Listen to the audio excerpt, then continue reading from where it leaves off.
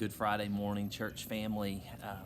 Not everyone who says to me, Lord, Lord, will enter the kingdom of heaven, but only the one who does the will of my Father in heaven. This is a difficult word from Jesus as he nears the end of the Sermon on the Mount, which is in no way ordinary. Calvin Miller, a longtime Beeson Divinity School professor at Samford University in Birmingham, he imagined Jesus offering two rules for our lives. First would be to number our days. As the psalmist said in Psalm 90, teach us to number our days that we may apply our hearts unto wisdom. You know, at best, life is short. As Chris Rice once sang, every day is a gift that you've been given. Make the most of your life, every minute you are living. At best, life's short. Number our days.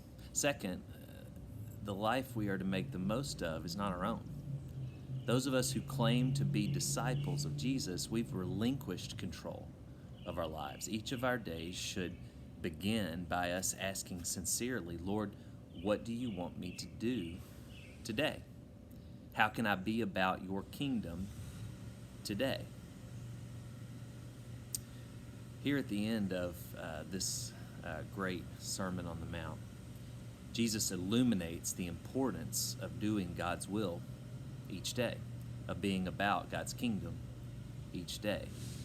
Hear the words again. Not everyone who says to me, Lord, Lord, will enter the kingdom of heaven, but only the one who does the will of my Father in heaven.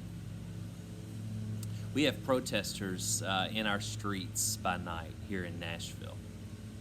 Last weekend, the protest actually turned violent. As far as I know, last night they did not. But, I get really stressed out about civil unrest, about violence and the like.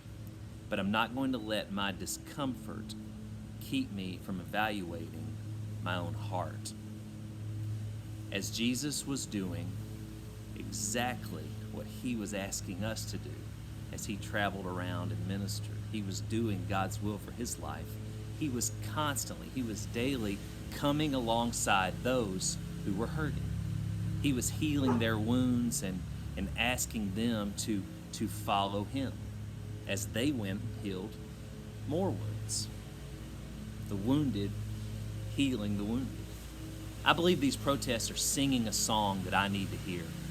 Part of what God is calling me to today is to not ignore the cries of the brokenhearted. Now, if you want somewhere to start, Brian Stevenson's book, Just Mercy, this was the best book that I read in 2018. And, they made it into a movie last year. It's now free to rent through Amazon, I believe, or other platforms. I would also encourage you to Google Brian Stevenson's work with the Equal Justice Initiative.